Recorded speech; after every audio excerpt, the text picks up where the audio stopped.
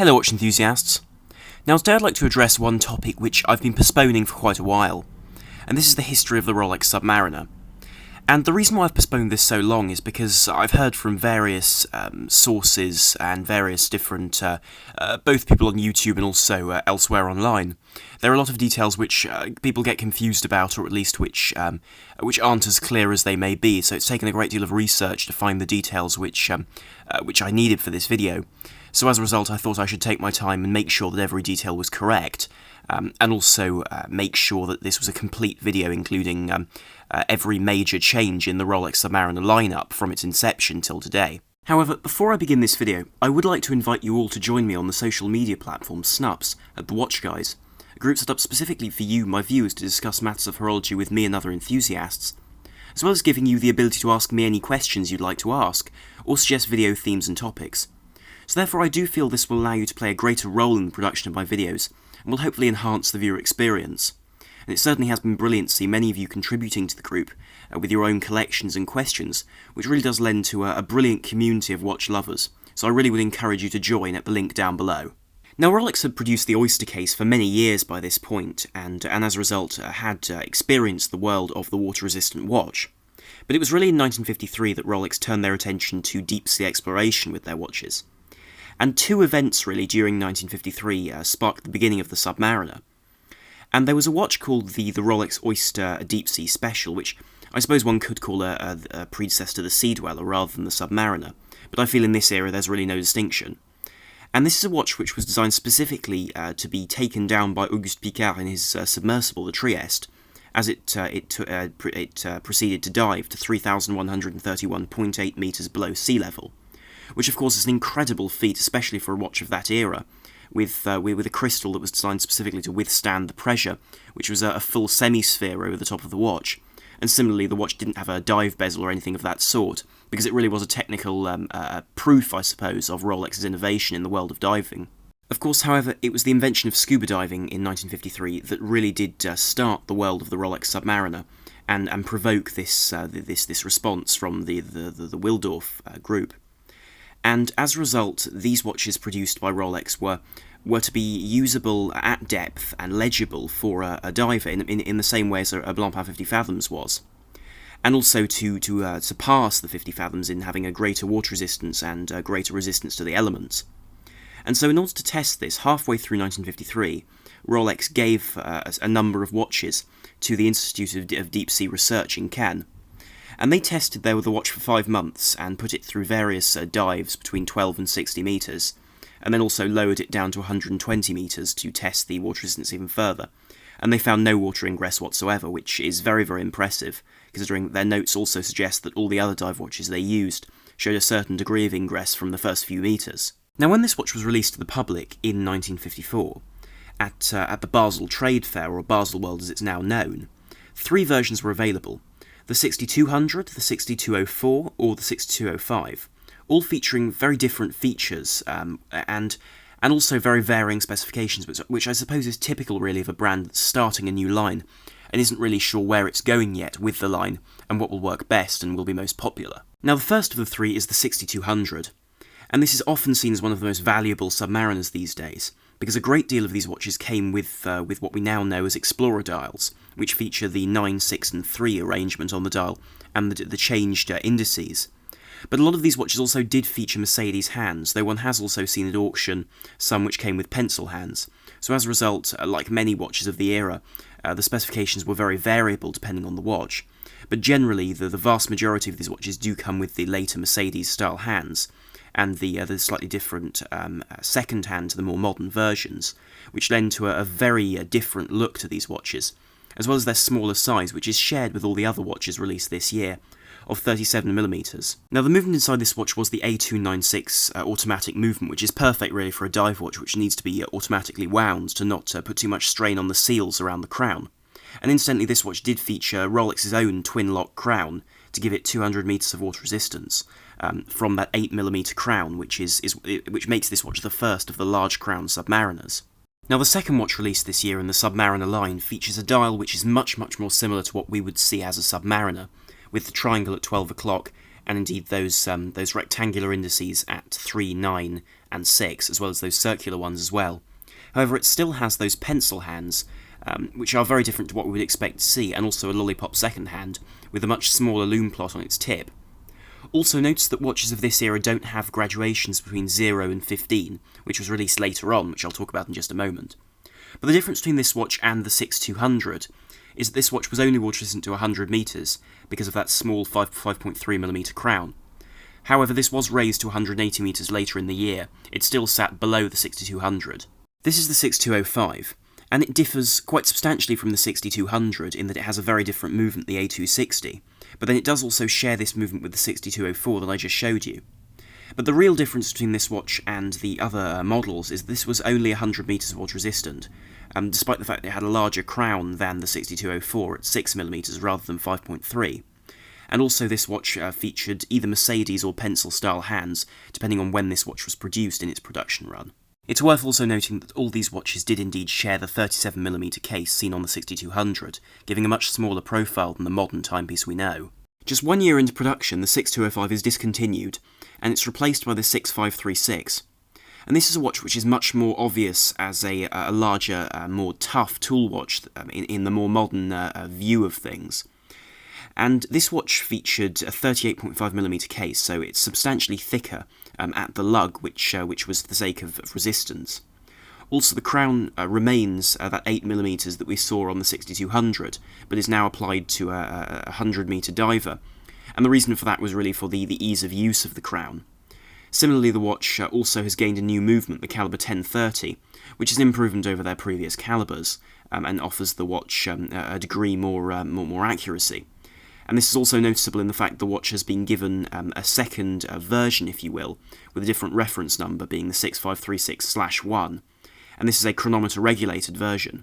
It's also worth pointing out this watch with this handset changed quite substantially later on in 1956, when the hands were changed and standardised across the Submariner range, because previously one had pencil-style hands as well as different styles of Mercedes hands.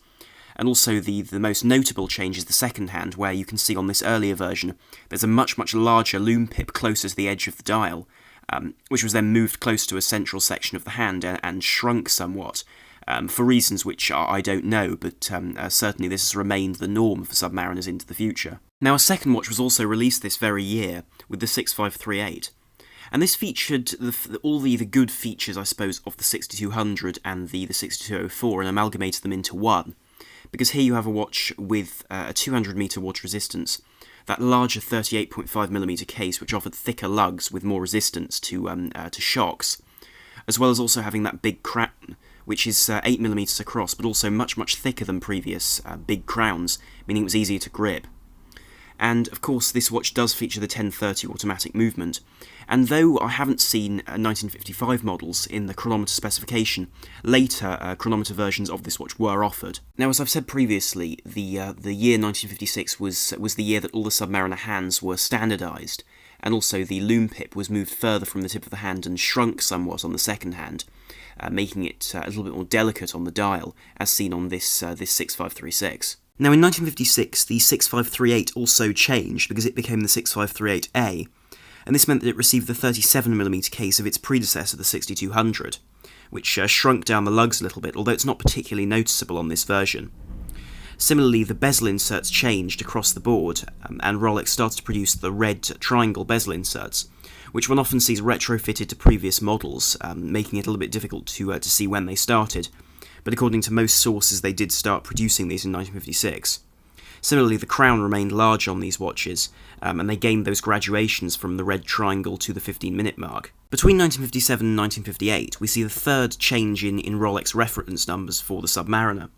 So we see the 6536/1 fitted with a new caliber 1530, and its bezel font is also redesigned in a more modern style, and this is redubbed the 5508. Now, the 6538A is also renamed the 5510, and this is effectively a version of that with a very similar dial, and again a very similar bezel, because that had already been updated with the new 1530 movement. In 1959, we see the various models previously produced replaced by the one model, the 5512. And this has a 40mm case and crown guards with sharp ends.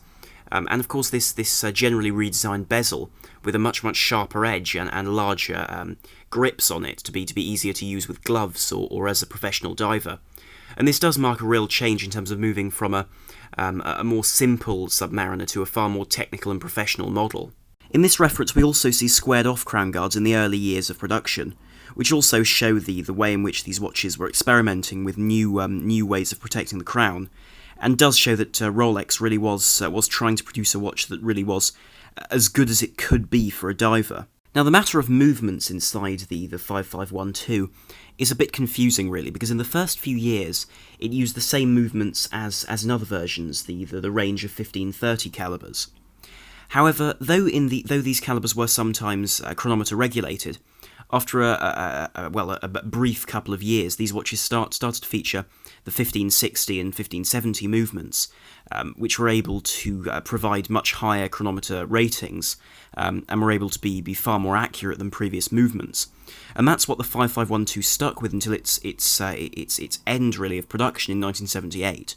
In 1962, the 5512 was joined by the 5513 in the Rolex lineup, and this watch shared the same case, bezel, crown guards and water resistance.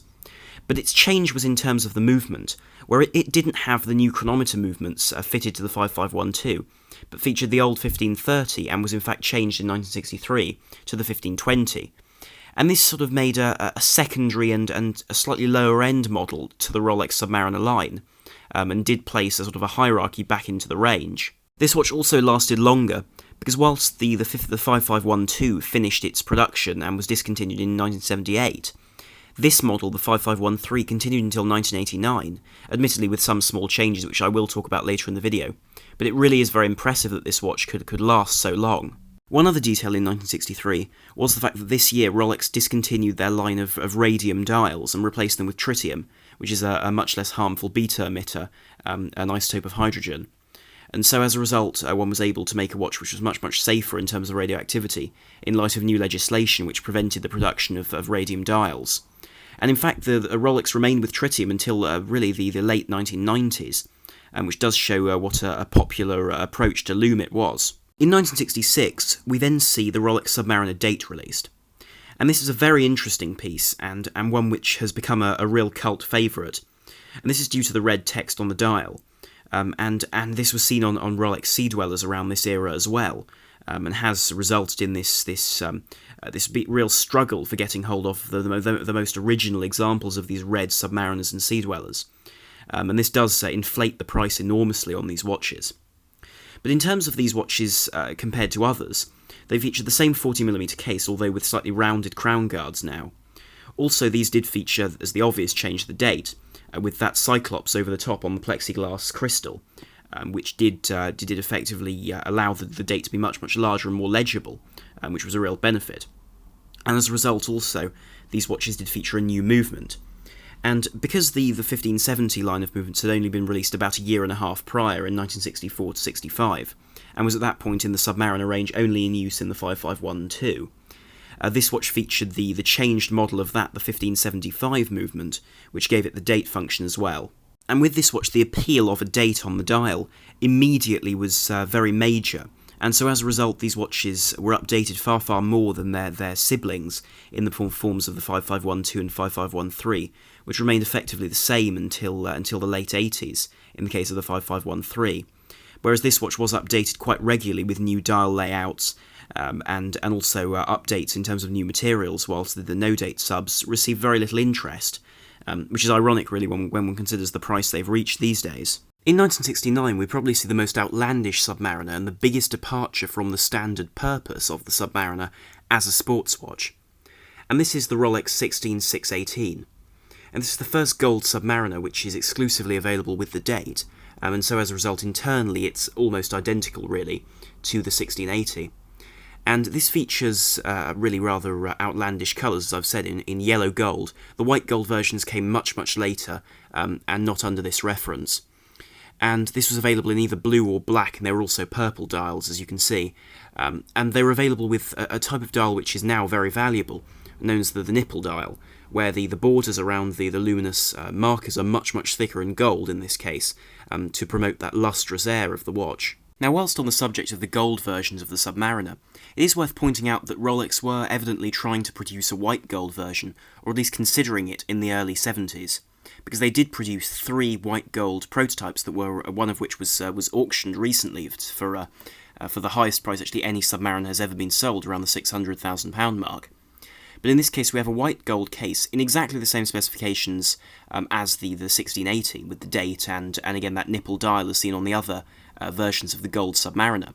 But it has this strange asymmetrical bezel with these reduced grips, and this very heavily changed bezel insert, all in white gold. The bracelet is also this bizarre bark central link presidential bracelet that's never been seen before or since on a Rolex Submariner. Now, in terms of new models, the 1970s are relatively stagnant times for the Rolex Submariner.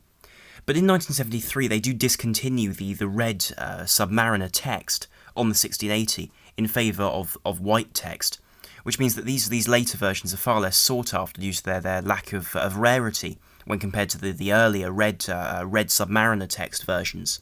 So as a result, this has elevated those cult classics, the Sea Dweller and the Red Sub, to a really very great level at this stage. Then, of course, the next major date is the discontinuation of the 5512 in 1978, which leaves the 5513 as the only no-date sub available at this stage, without that chronometer movement. Now, the 1680 was replaced by the 16800 in 1979. And this was a real departure for the Submariner because, as the more eagle-eyed of you will have noticed, the dial now says 1,000 feet 300 metres, which does now show that the watch has reached the water resistance we would expect from a Submariner today, and did mark a heck of a gear change, really, for the Submariner from that 1950s specification of 200 metres to the more modern 300 we expect from a dive watch. But of course, this watch did still retain the classic style dial with that painted matte finish and that elongated triangle at 12 o'clock, with the painted indices going around the dial. Also, this featured the new movement 3035, which is the direct predecessor to the movement we see today in Submariners, the 3135. And so as a result, actually, it does show how conservative Rolex is these days in terms of their new movements. Also, this watch does now feature a unidirectional bezel, which it didn't have until this point due to the fact that there was a copyright on the bezel at first, so as a result they weren't able to use it. But by this point they had the ability to produce these unidirectional bezels for the sake of divers being able to judge exactly where they were in terms of diving. Now, furthermore, these were the first submariners to feature a sapphire crystal. And the sapphire crystal wasn't released immediately. I believe that the sapphire crystal wasn't given some of the first examples of this watch, but by 1981 they were in standard production. And so as a result, these watches then featured the sapphire crystals with the Cyclops on them, which did give a great deal of scratch resistance to the front of these watches and did allow them to be a little bit more robust than previously. Now, 1983 was another very major year for the Submariner, because this year Rolex offered the white gold surrounds to the indices that we see on modern Submariners. And this also made the indices slightly smaller, and also made the 12 o'clock indice, index, that large triangle, slightly broader and much shorter. I personally prefer the older style. In my eyes, it's more elegant, but Rolex certainly did do a good job of moving over to the new design very, very well. And they also further carried this by the release of their new two-tone or roller saw model in the 18 karat gold and also steel, with that 18 karat gold bezel, crown and bracelet centerlink. And this again did add value to the line as a whole, and did bring a lot of buyers in. Otherwise, the two-tone model, or the 16613, was identical to the other Submariner dates of the era. Now, following Rolex's decision to make watches out of 904L stainless steel for greater scratch and corrosion resistance, they decided to move the Submariner over to this.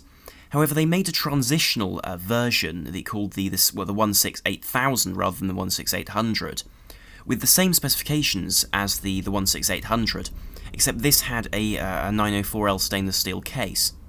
And of course this had the benefits of that. But this watch was only made in 1987. One can't find them in any other year.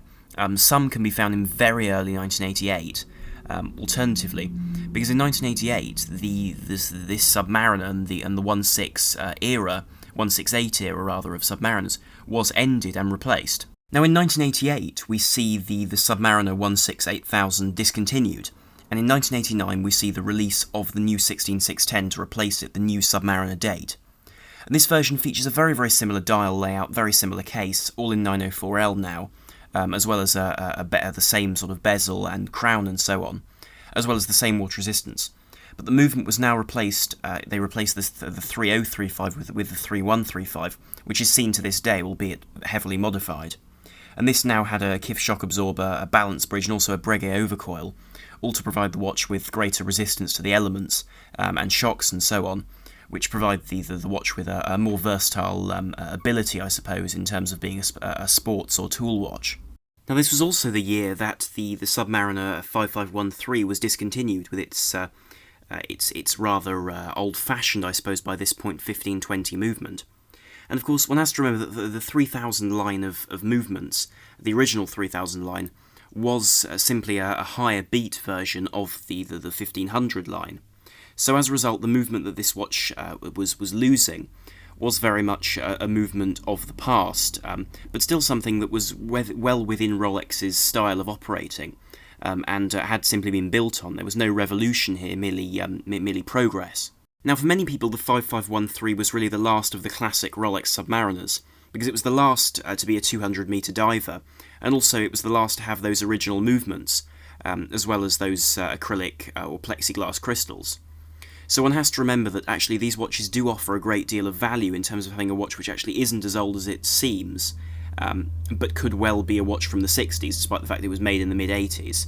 So that does give you a little bit more help in terms of knowing whether the watch is in good condition or not, or indeed how much wear will have been on the parts, bearing in mind that you can take 20 or so years off the watch's age. Now, the watch that replaced the 5513 is the Submariner 14060. And this is a watch which, in my eyes, was a bit of a cheap move from Rolex, on the basis that this watch is a piece which, though one is able to get a wonderful two-line dial, which is something you can't get anymore, with that simple aesthetic, but the reason for that is because the movement they moved into this watch is, in my eyes, a little bit old for a brand new timepiece. And the reason for this is they fitted it with the Caliber 3000, which is a high-beat version of the 1520 fitted in the 5513. But the reason why I find this a bit strange is that they fitted a 3135 to the 16610, which is the next generation up from the 3000, which does suggest that Rolex was trying to build a hierarchy in their Submariner range, with the date version being a superior timepiece, which does strike me as bizarre, really, when really it's a matter of preference. But I suppose in the world of marketing, the higher-priced watch, they will want to market more heavily. This watch also featured, though, on the bright side, the trip-lock crown, which allowed it to have that 300-metre water resistance, which really is a benefit. And similarly, the loom was slightly adjusted, but still left in its tritium format until 1999, when all Rolexes had their tritium loom changed to superluminova for the sake of longevity of brightness, rather than having to replace the loom every 12.5 years.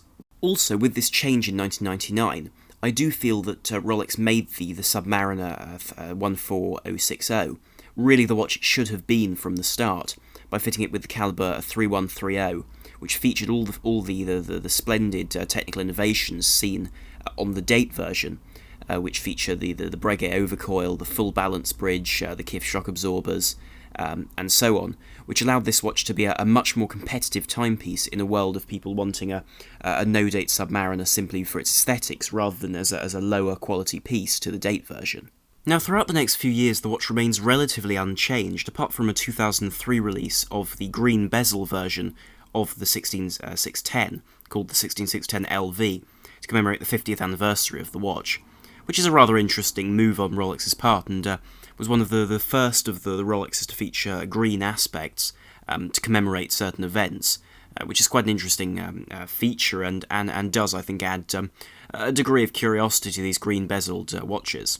In 2007, we see a real change to the case of these watches, because they now feature this Rolex engraving around the retort of the dial, with Rolex written in a consecutive line around the edge with a crown or a coronet at 12 o'clock, which is something that we would expect to see on modern Rolexes, but was new back then. And of course, the 14060, the no date, also gained the superlative chronometer officially certified text on the dial, giving it now 4 lines rather than the original 2. In 2009, we see the first of what we would call the modern Submariner, and this is, in this case, the two-tone version, which was the first watch to be released, which is the 116613 LN in the case of the black one, and LB in the case of the blue version. And these watches now featured ceramic bezel inserts with the very clever inlay of Rolex.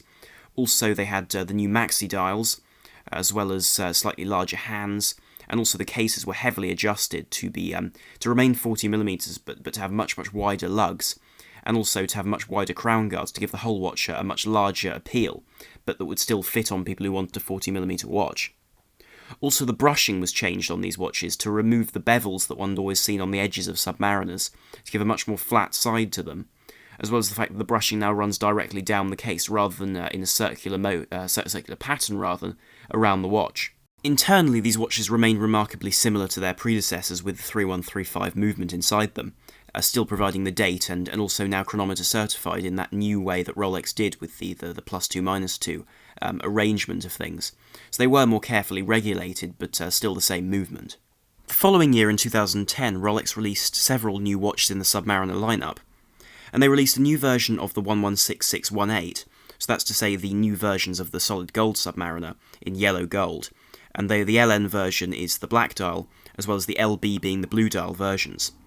But they did also release the 116619, and that came only in the LB model, and that's to say this was the first white gold Submariner, and the first white gold Submariner that was put into standard production.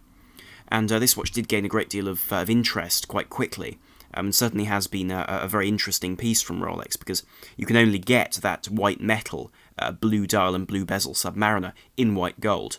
In 2010, Rolex also released the 116610 LN, which was to say the successor for the 16610, with a black dial and black bezel now in ceramic, with that beautiful shiny ceramic dial as well, which gave a great deal of lustre to this watch.